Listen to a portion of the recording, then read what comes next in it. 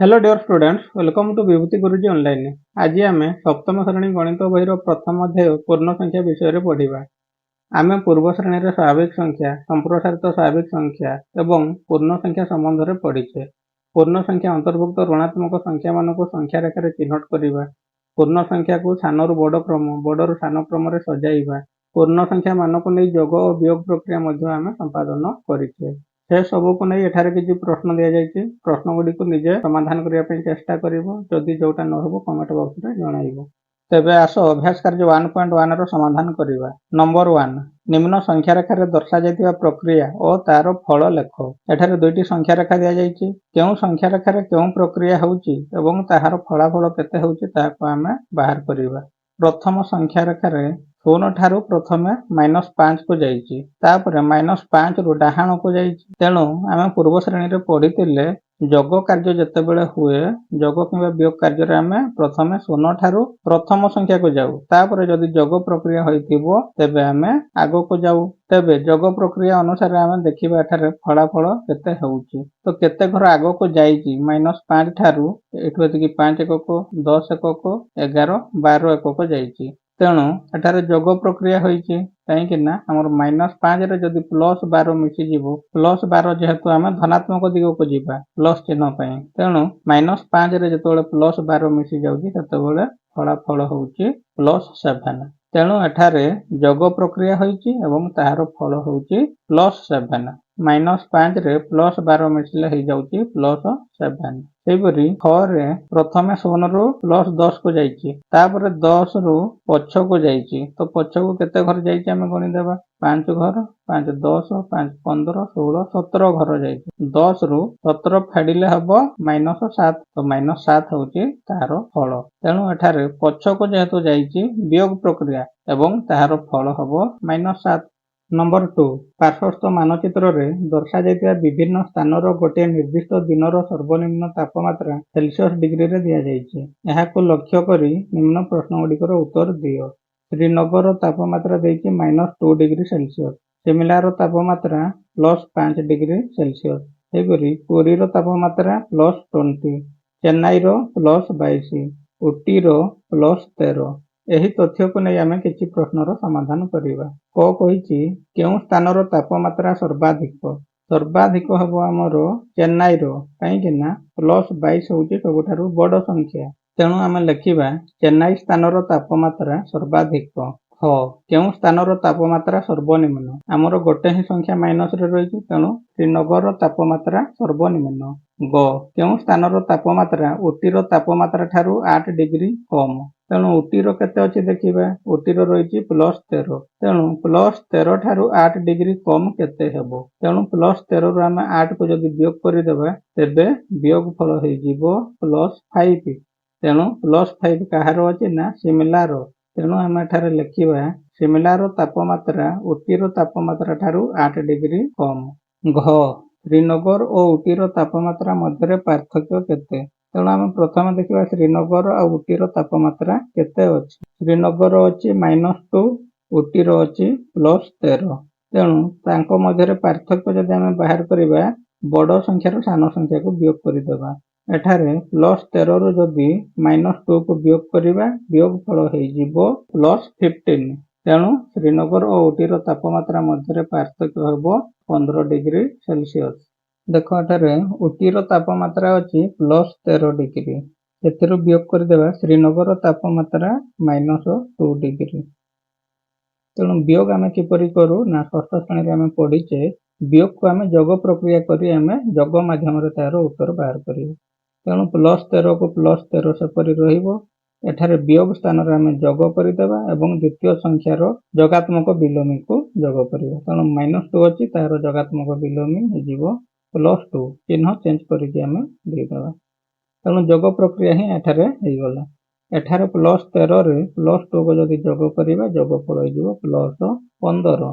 तेणु श्रीनगर और उटी मध्य तापमात्रार पार्थक्य होउछि 15 degree Celsius. सहीपरि भाव आम वियोग करिथाउ। केउं दुईटी स्थानर तापमात्रा मध्य पार्थक्य 22 डिग्री। तो 22 डिग्री सेहीपरि आम देखिबा एठारे तो निजे 22 डिग्री हो जाउछि। तेणु दुईटी स्थान मध्य आम जदि देखिबा 20 ଆଉ 2 ମଧ୍ୟରେ ଯଦି ହେଇପାରିବ। ହଁ, ସଂଖ୍ୟା ରେଖାର ଡାହାଣକୁ ଆମେ ଯିବା 20 ଏକକ ଏବଂ ବାମକୁ ଯିବା -2 ଅର୍ଥାତ୍ 2 ଏକକ। ତେଣୁ 20 ଆଉ 2 ହେଉଛି 22 ଏକକ। ତେଣୁ ପାର୍ଥକ୍ୟ କହିଲେ ଆମେ ଗୋଟେ ସ୍ଥାନରୁ ଆଉ ଗୋଟେ ସ୍ଥାନକୁ ଆମର ସମୁଦାୟ କେତେ ଏକକ, ଆଉ ଯେଉଁ ଦୁଇଟି ସ୍ଥାନ ମଧ୍ୟରେ 22 ଏକକ ହେବ ସେଇ ଦୁଇଟି ସ୍ଥାନ ମଧ୍ୟରେ ପାର୍ଥକ୍ୟ ହେଉଛି 22 ଡିଗ୍ରୀ। ଯଦି ଆମେ ସଂଖ୍ୟା ରେଖାକୁ ଲକ୍ଷ୍ୟ କରିବା ତ ପୁରୀ ଆଉ ଶ୍ରୀନଗର ମଧ୍ୟରେ ହେଉଛି 22 ଡିଗ୍ରୀ ହେଇଯିବ। ତ ଏଠାରେ ମଧ୍ୟ ଆମେ ଠିକ୍ ଅଛି କି ନାହିଁ ଆମେ ଦେଖିବା ପାଇଁ ପାର୍ଥକ୍ୟ ପାଇଁ ଆମେ +20 ରୁ -2 କୁ ବିୟୋଗ କରିବା। ତ ଘରେ ଆମେ ଯେପରି ବିୟୋଗ କରିଥିଲେ +13 ରୁ -2 କୁ, ସେହିପରି ଭାବରେ ପାଇଁ ଆମେ +20 ରୁ -2 କୁ ଯଦି ବିୟୋଗ କରିବା ବିୟୋଗ ଫଳ ପାଇଯିବା +22। ତେଣୁ ପୁରୀ ଆଉ ଶ୍ରୀନଗର ମଧ୍ୟରେ ତାପମାତ୍ରାର ପାର୍ଥକ୍ୟ ହେଇଯିବ 22 ଡିଗ୍ରୀ। ନମ୍ବର 3, ଗୋଟିଏ ସାଧାରଣ ଜ୍ଞାନ ପ୍ରତିଯୋଗିତାରେ ଗୋଟିଏ ପ୍ରଶ୍ନର ଠିକ୍ ଉତ୍ତର ଲାଗି +1 ନମ୍ବର ଓ ଭୁଲ ଉତ୍ତର ଲାଗି -1 ନମ୍ବର ଦିଆଯାଏ। ପ୍ରତ୍ୟେକ ପ୍ରତିଯୋଗୀକୁ 4ଟି ପାଳିରେ ପ୍ରଶ୍ନ ପଚରାଯାଏ ଓ ପ୍ରତି ପାଳିରେ 25ଟି ପ୍ରଶ୍ନ ପଚରାଯାଏ। ମନୀଷାକୁ 4ଟି ପାଳିରେ ପଚରାଯାଇଥିବା ପ୍ରଶ୍ନ ଲାଗି ସେ ପାଇଥିବା ନମ୍ବର ଗୁଡ଼ିକ ହେଲା +7, -3, +5, -5। ତେବେ ସେ ମୋଟ କେତେ ନମ୍ବର ପାଇଲା? ତେବେ ସେ 4ଟି ପାଳିରେ ପାଇଥିବା ନମ୍ବରକୁ ଆମେ ଯୋଗ କରିଦେଲେ ସେ ମୋଟ କେତେ ପାଇଲା ଆମେ ଜାଣିପାରିବା। ତ ଆମେ ଆଉ ଟିକେ ବୁଝିବା। 25ଟି ପ୍ରଶ୍ନ ଗୋଟେ ପାଳିରେ ପଚରାଯାଏ। ତେଣୁ ଗୋଟେ ଯଦି ଠିକ୍ ହେଲା +1 ନମ୍ବର ମିଳିବ, ଗୋଟେ ଯଦି ଭୁଲ ହେବ -1 ଅର୍ଥାତ୍ କଟିଯିବ। ମନେକର ଯେଉଁ ପ୍ରଥମ 2ଟି ପ୍ରଶ୍ନରୁ ଗୋଟେ ଠିକ୍ ହେଲା 1 ନମ୍ବର ପାଇଗଲା, ଆଉ ଗୋଟେ ଭୁଲ ହେଇଗଲେ -1 ହେଇଯିବ ଅର୍ଥାତ୍ ପାଇଥିବା ନମ୍ବର କଟିଯିବ, 0 ହେଇଯିବ। ତ ଏହିପରି ଭାବରେ 2ଟି ପ୍ରଶ୍ନରେ ଆମେ ଦେଖିଲେ ସେହିପରି 25ଟି ପ୍ରଶ୍ନ ମଧ୍ୟରେ ସେ ତାର ଠିକ୍ ଭୁଲ ହେଇକରି ଯଦି ଅଧିକ ଠିକ୍ ହେବ ସେ ପ୍ଲସରେ ରହିବ, ଯଦି ଭୁଲ ସଂଖ୍ୟା ଅଧିକ ହେବ ତେବେ ତାର ନମ୍ବର ମାଇନସ୍ ହେଇଯିବ। ତେଣୁ ଏହିପରି ଭାବରେ ସେ 2ଟି ପାଳିରେ ଭଲ କରିଛି ଟିକେ, ଆଉ 2ଟି ପାଳିରେ ମାଇନସ୍ ହେଇଯାଇଛି ମାର୍କ। ତ 3 ନମ୍ବର ଆମେ ଲେଖିବା ମନୀଷା 4ଟି ପାଳିରେ ପାଇଥିବା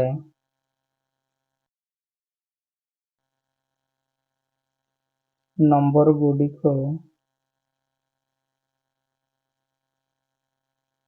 ହେଲା 7, -3, 5 ଓ -5। ତେଣୁ ମୋଟ ନମ୍ବର କାଢ଼ିବା।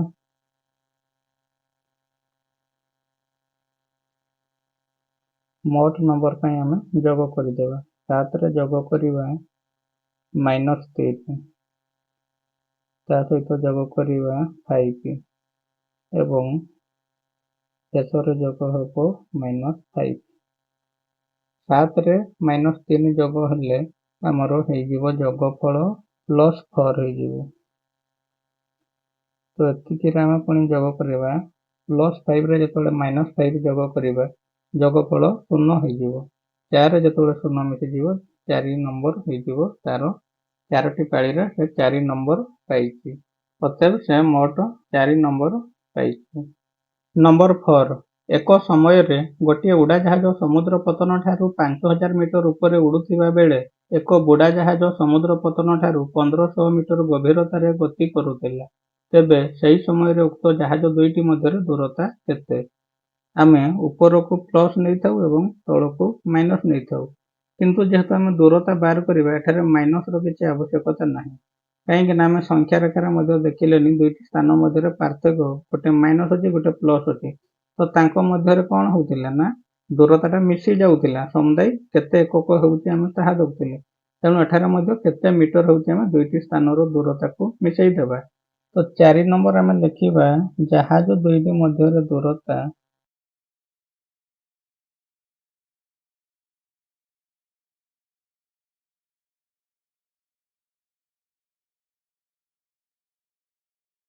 ସମାନ କେତେ ହେଇଯିବ ନା 5000 ମିଟର ରେ ଯୋଗ କରିଦେବା 1500 ମିଟର। ତ ସମାନ କେତେ ହେଇଯିବ ନା 6500 ମିଟର ଆନ୍ସର। ନମ୍ବର 5, ଗୋଟିଏ କୁହକ ବର୍ଗରେ ଡାହାଣରୁ ବାମକୁ, ଉପରୁ ତଳକୁ ବା ଗୋଟିଏ କୋଣରୁ ବିପରୀତ କୋଣକୁ ଥିବା ସଂଖ୍ୟା ଗୁଡ଼ିକର ଯୋଗଫଳ ସର୍ବଦା ସମାନ। ଏବେ କହ, ନିମ୍ନରେ ଥିବା ବର୍ଗ ଦୁଇଟି ମଧ୍ୟରୁ କେଉଁଟି ପୂର୍ବ ସମ୍ପର୍କ ଥିବା ଏକ କୁହକ ବର୍ଗ? ତ ବାମରୁ ଡାହାଣକୁ ବା ଡାହାଣରୁ ବାମକୁ ଆମେ ଏହିପରି ଭାବରେ ଯୋଗ କରିବା ଦୁଇଟି ଯାକ ବର୍ଗରେ ଥିବା ସଂଖ୍ୟାକୁ। ତାପରେ ଉପରୁ ତଳକୁ ଅର୍ଥାତ୍ ଏହିପରି ଭାବରେ ଆମେ ଯୋଗ କରିବା ଏବଂ ଗୋଟିଏ କୋଣରୁ ବିପରୀତ କୋଣକୁ ଆମର ଦୁଇଟି ଯୋଗଫଳ ବାହାରିବ। ଏଇ କୋଣରୁ ଏଇ କୋଣ ତିନୋଟି ସଂଖ୍ୟାର ଯୋଗଫଳ ହେବ, ପୁଣି ଏଇ କୋଣରୁ ଏଇ କୋଣ। ତ ସମୁଦାୟ 3, 3, 6, 7, 8 ଆଠଟି ଲେଖାଏଁ ଆମେ ଯୋଗଫଳ ବାହାର କରିବା। ତ କେଉଁ ବର୍ଗରେ ସମସ୍ତ ଯୋଗଫଳ ସମାନ ହେବ ତାହାକୁ ଆମେ ଯୋଗ କରି ବାହାର କରିବା ଏବଂ ଦେଖିବା କେଉଁଟି ଗୋଟେ କୁହକ ବର୍ଗ। ନମ୍ବର 5 ପ୍ରଥମ ବର୍ଗରେ ଦେଖିବା।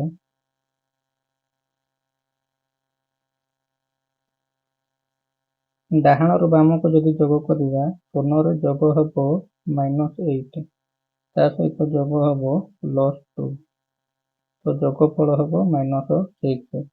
ସେହିପରି -4ରେ ଯୋଗ ହେବ +1, +1ରେ ଯୋଗ ହେବ -3। ତ ଏହି ତିନୋଟି ସଂଖ୍ୟାକୁ ଯଦି ଯୋଗ କରିବା, -4 + 1 -3 ହେଇଗଲେ, ଇଏ -3, ତ -3 -3 -6। ସେହିପରି -7ରେ ଯୋଗ କରିବା -6କୁ, ତା ସହିତ ଯୋଗ କରିବା +4।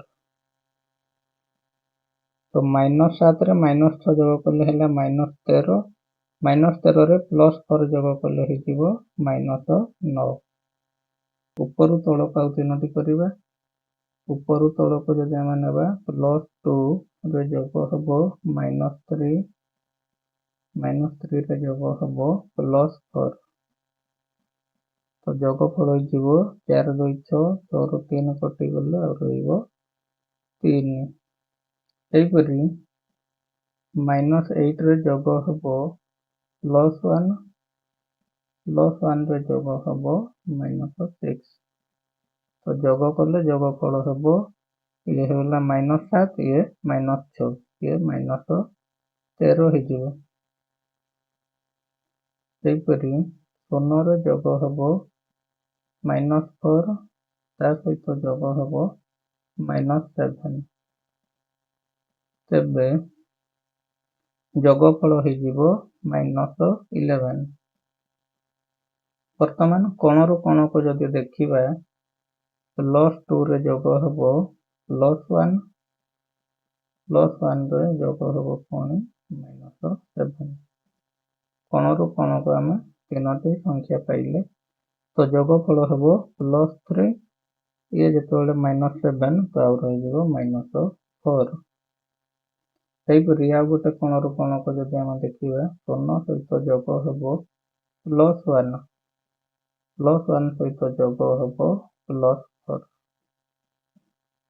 ତେବେ ଯୋଗଫଳ ଆମେ ପାଇବା 4 × 5, ତ +5। ତ ଏଠାରେ ସବୁ ଯୋଗଫଳ ସମାନ ହେଲା ନାହିଁ। ବର୍ତ୍ତମାନ ଦେଖିବା ଦ୍ୱିତୀୟ ବର୍ଗରେ। ତେବେ ପ୍ରଥମେ ଆମେ ଡାହାଣରୁ ବାମକୁ ଯୋଗ କଲେ ସଂଖ୍ୟା ଗୁଡ଼ିକ ପାଇବା। -6ରେ ଯୋଗ ହେବ +4, +4ରେ ଯୋଗ ହେବ -7, ତେବେ ଯୋଗଫଳ ହେଲା, ଇଏ ହେଲା କଟିକିରି -2, ଇଏ -7, -9।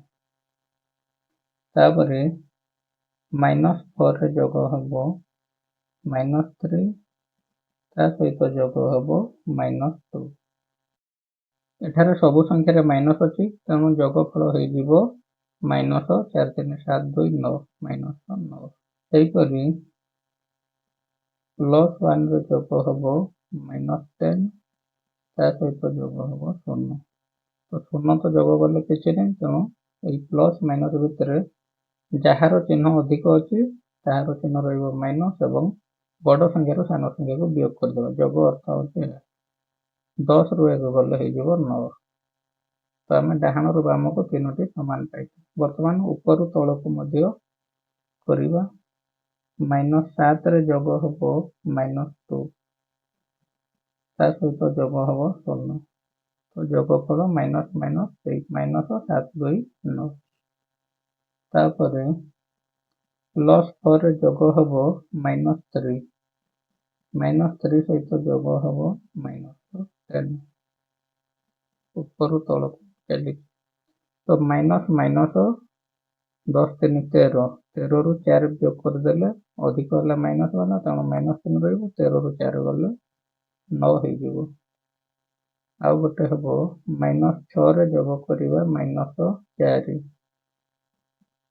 ता सहित जोग हम +1 तो जोगफल हो 6 4 10 10 रु 1 कटि प्लसटा आमर सोझी हो ऋणटा तेणु ऋणात्मक न बर्तमान कण रु कण को जब देखा आउ दुईटी जोगफल आम पाइबा -7 प्लस -3 प्लस +1 तो जोगफल 7 3 10 एठार से -9 हम आउ गोटे कोण रु कोण को -6 जोग करवा -3 ता सहित जोग करवा 0 तेबे 6 3 9 तो -9 तो एठार आम देखिले सबू संख्यार जोगफल -9 अर्थात समान तेणु यही द्वितीय वर्ग एक कुहक वर्ग तेणु आम लिखा एठारे द्वितीय वर्ग एक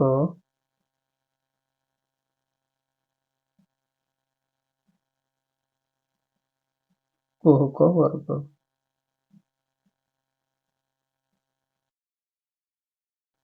नंबर 6 ए और बी लगी निम्न संख्या मान नहीं ए माइनस माइनस बी समान ए प्लस बी यार सत्यता परीक्षा कर तो आम तो जाचे ए रु जो बी को वियोग करवा जदि बी ऋणात्मक थी वियोग स्थान आम जोग ने माइनस बी प्लस बी हो तेणु संख्या आकार आम 4टी जो यार सत्यता को परीक्षा करवा।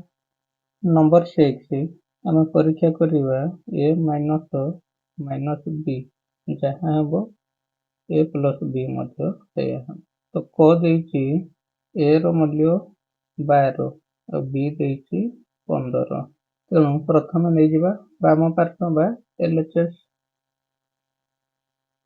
तेणु एलएचएस अच्छी ए माइनस माइनस बी तेणु ए रो मूल्य केते अछि 12 12 रो माइनस हो बी अच्छी 15 किंतु तार माइनस बी नि तेणु माइनस 15 तेणु आम कौन जाचे ना जो वियोग करवा वियोग बदल आम जोग देवा माइनस बदल प्लस देवा एवं माइनस बदल यार चिन्ह चेंज करदे प्लस 15 हो तेणु 12 रे 15 मिसीगले हो 27 तो बाम पार्श्व पाईगला आम 27 बर्तमान ए प्लस बी आरएचएस काढ़ा राइट हैंड साइड तेणु ए प्लस बी तो ए तो अच्छी सीधा 12 अच्छी बी अच्छी 15 आम इस टाइप पहुंची गले तो 12 मिश्रण 15 समान 27 तेणु एठार कौन है ना समान है अतएव आम जानिले ए माइनस माइनस बी जहाँ ए प्लस बी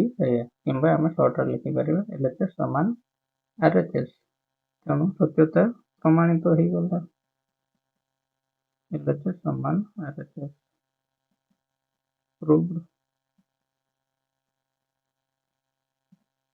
खर संख्या गुड़िक ए रूल्य अच्छे 225 और बी देखे 321 तेणु एलएचएस नहीं जावा ए माइनस माइनस बी तेणु ए अच्छे के 225 रु माइनस करवा 321 ऋणात्मक रूप सेपरी 225 जोग करदे 321 हो 546 होगला तो आरएचएस अच्छी ए प्लस बी तेणु ए अच्छी 225 जोग हो 321 546 अतएव समान पाइले तेणु आम कौन कहीपर ना अतएव एल एच एस समान आर एच एस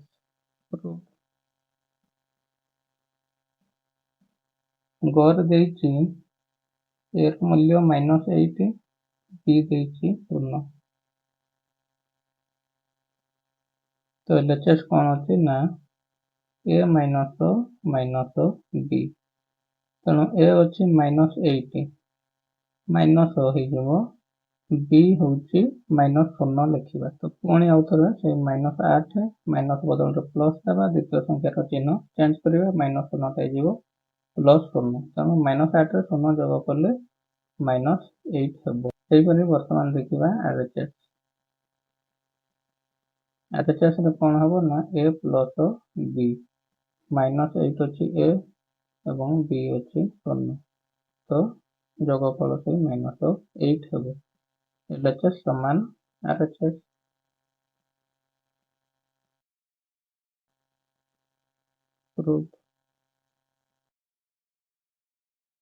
ଘରେ a ର ମୂଲ୍ୟ ଅଛି -18 ଆଉ b ର ମୂଲ୍ୟ ଅଛି +16। LHS ଲେଖିବା a -b। a ଅଛି -18, ମାଇନସ୍ ହେଇଯିବ b ର ମାଇନସ୍ ରୂପ, ତେଣୁ b ଅଛି +16, ଏଠାରେ ଆମେ ଲେଖିବା -16। ତେଣୁ -18 ମାଇନସ୍ ବଦଳରେ ପ୍ଲସ୍ ଦେଲେ ଏହା ମଧ୍ୟ ହେଇଯିବ +16। ତେଣୁ -18 +16 ଯେତେବେଳେ ଯୋଗ ହେବ ସେତେବେଳେ ବଡ଼ ହେଉଛି 18, ତେଣୁ ତାହାର ଚିହ୍ନ ହେଇଯିବ ମାଇନସ୍, ଆଉ 18ରୁ 16 ଗଲେ 2 ହେଇଯିବ। ସେହିପରି RHS a ପ୍ଲସ୍ b, ତ a ଅଛି -18 ମିଶିଯିବ b ହେଉଛି +16। ତ ଏଠାରେ ଆମେ ଏଇ ଷ୍ଟେପକୁ ଆସି ପହଞ୍ଚିଗଲୁ, ଯେମିତି -2 ହେଇଥିଲା ଏଠାରେ ମଧ୍ୟ -2 ହେବ। ତ ଯୋଗଫଳ ସମାନ ପାଇଲେ। ଦେଖିବା LHS ସମାନ RHS।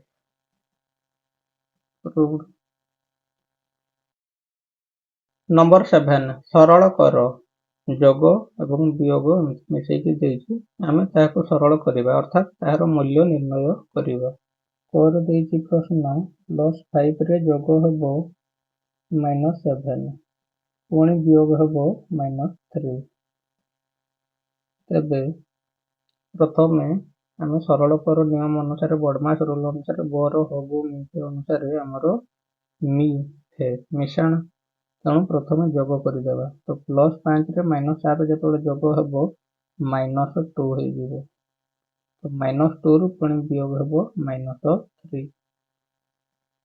ତେଣୁ ଆମ ନିୟମ ଅନୁସାରେ ଜାଣିଛେ ପ୍ରଥମ ସଂଖ୍ୟା ରହିବ, ବିୟୋଗ ବଦଳରେ ଯୋଗ ଦେଲେ ଦ୍ୱିତୀୟ ସଂଖ୍ୟାର ଚିହ୍ନ ଚେଞ୍ଜ ହେଇଯିବ। ତେଣୁ -2ରେ +3 ଯୋଗ କରିବା, ଅର୍ଥାତ୍ +1 ହେବ ଆନ୍ସର।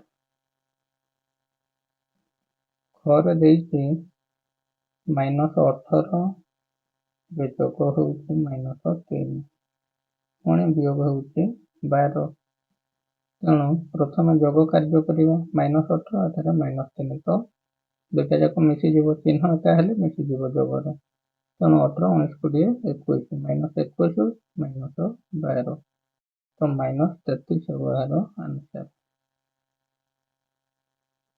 ଗରେ ଅଛି +25, ତାଠାରୁ ବିୟୋଗ ହେବ +7, ତାପରେ ଯୋଗ ହେବ -18। ପ୍ରଥମେ ଯୋଗ, ତେଣୁ ଆମେ ଶେଷ ଦୁଇଟିକୁ ପ୍ରଥମେ ଯୋଗ କରିନେବା। ଏଠାରେ ମାଇନସ୍ ଚିହ୍ନ ରହିଛି, ତ ଏହାକୁ ଯୋଗ କରିନେଲେ ହେବ, ବଡ଼ ସଂଖ୍ୟା ରହିଛି ମାଇନସ୍, ତେଣୁ ମାଇନସ୍ ରହିବ, ଆଉ 18ରୁ 7 ଗଲେ ହେଇଯିବ 11। ବର୍ତ୍ତମାନ କ'ଣ କରିବା, +25 ରହିବ, ମାଇନସ୍ ବଦଳରେ ପ୍ଲସ୍ କରିବା, ଏହା ମଧ୍ୟ ମାଇନସ୍ ଅଛି, ତେଣୁ +11 ହେଇଯିବ। ତେଣୁ କ'ଣ ହେବ ନା 25ରେ 11 ଯେତେବେଳେ ମିଶିଯିବ +36 ହେଇଯିବ ଆନ୍ସର। +36 36। ସେହିପରି ଆଉ ଗୋଟେ ରହିଛି ଘ, -35ରୁ ବିୟୋଗ ହେଉଛି -20, ତାପରେ ପୁଣି ଯୋଗ ହେବ କହିଛି -14। ତେଣୁ ଆମେ ବଡ଼ମାସ ରୁଲ୍ ଅନୁସାରେ ପ୍ରଥମେ ଯୋଗ କାର୍ଯ୍ୟ କରିବା, ତେଣୁ ପ୍ରଥମେ ଅଛି -35ରୁ ବିୟୋଗ ହେଇଯିବ ଏହି ଦୁଇଟିର ଯୋଗଫଳ, ତେଣୁ ମାଇନସ୍ ମାଇନସ୍ ରହିଛି, ସେଇ ମାଇନସ୍ ରହିବ, 20ରେ 14 ମିଶିଗଲେ ହେଇଯିବ 34। ବର୍ତ୍ତମାନ ଆମେ ବିୟୋଗ କାର୍ଯ୍ୟକୁ ଯୋଗରେ ପରିଣତ କରିବା, ତ -35ରେ ଯୋଗ ହେଇଯିବ -34ର ଆମର ତାର ଚିହ୍ନ ଚେଞ୍ଜ ହେଇଯିବ +34। ଏହାକୁ ଯୋଗ କଲେ ହେଇଯିବ ଯୋଗଫଳ -1 ହେଇଯିବ ଆନ୍ସର। ନମ୍ବର 8 ଶ୍ୟାମଳୀ ତା ଘର ପାଖରୁ 25 ମିଟର ପୂର୍ବକୁ ଗଲା ପରେ ପହଞ୍ଚିବା ସ୍ଥାନରୁ 27 ମିଟର ପଶ୍ଚିମକୁ ଫେରିଲା। ତେବେ ସେ ତା ଘର ପାଖରୁ କେଉଁ ଦିଗରେ ଓ କେତେ ଦୂରରେ ପହଞ୍ଚିଲା? ଏଇଟା ତାର ଘର। ତ ଘରଠାରୁ ତାର ଯେଉଁ ରାସ୍ତା ରହିଛି ପୂର୍ବ ପଶ୍ଚିମ, ତ ସେ ପୂର୍ବକୁ ଗଲା ହେଉଛି 25 ମିଟର ଏବଂ ପୂର୍ବରୁ ପୁଣି ପଶ୍ଚିମ ଦିଗ ଅଟେ, ତେଣୁ ଯେଉଁଠାରେ ପହଞ୍ଚିଲା ସେଠାରୁ ଆଉ 27 ମିଟର ପଶ୍ଚିମକୁ ସେ ଫେରିଲା।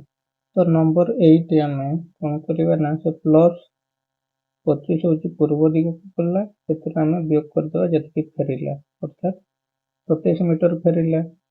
ତେଣୁ ଆମେ କ'ଣ କରିବା ନା 25ରୁ ଯେତେବେଳେ 27କୁ ବିୟୋଗ କରିବା, ବଡ଼ ସଂଖ୍ୟା ହେଇଗଲା 27ର ଚିହ୍ନ ମାଇନସ୍ ଏବଂ -2 ମିଟର। ତେଣୁ ମାଇନସ୍ ଆମର ସବୁବେଳେ ପଶ୍ଚିମ ଦିଗକୁ ସୂଚାଇଥାଏ। ତେଣୁ ଅତଏବ ଲେଖିବା ସେ ତା ଘର ପାଖରୁ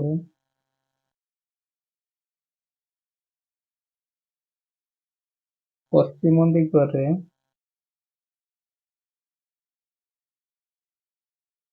ଓ 2 ମିଟର ଦୂରରେ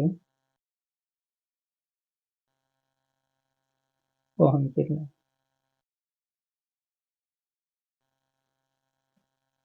ଆନ୍ସର।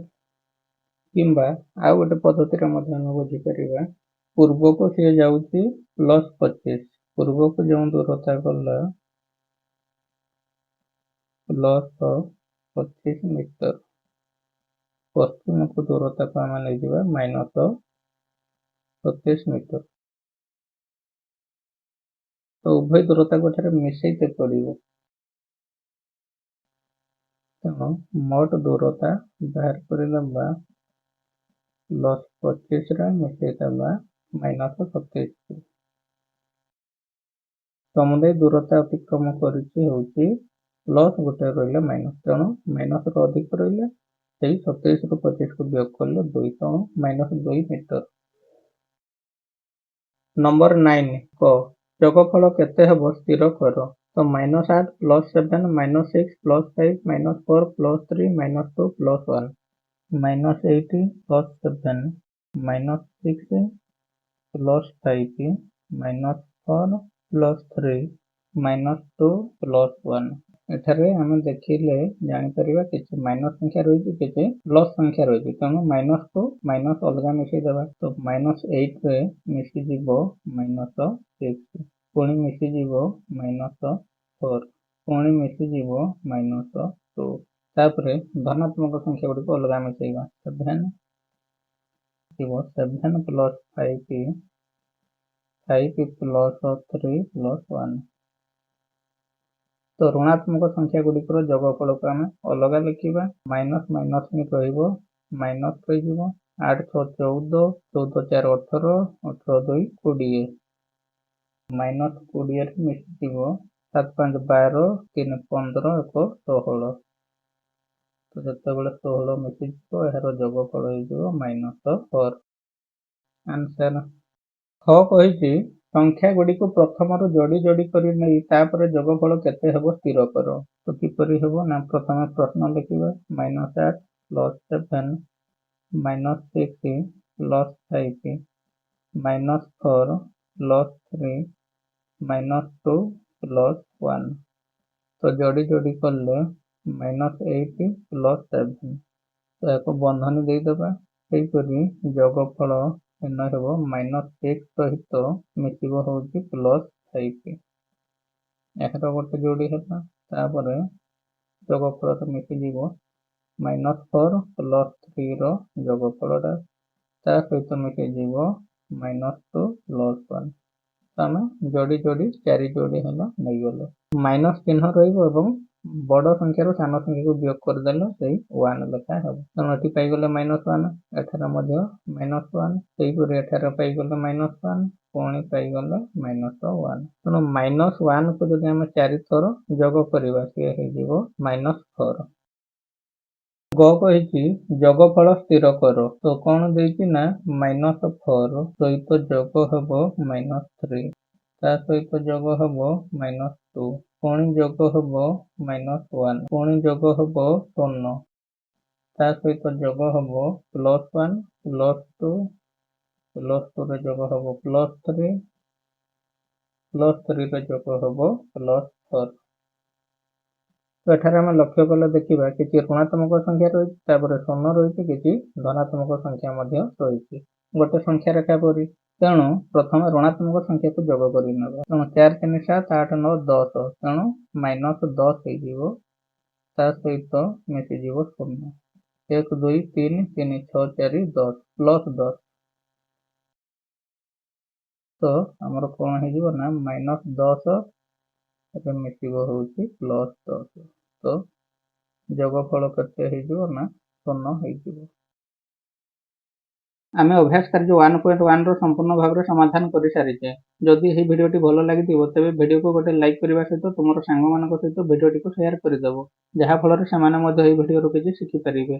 जदि आम चैनल विभूति गुरुजी ऑनलाइन नुआ कर भिडियो देखुं आम चैनल को एवं सब्सक्राइब करूँ जहाँफल भिडियो गुड़िक अपलोड होगा सर्वप्रथम notification Piper. Thanks for watching.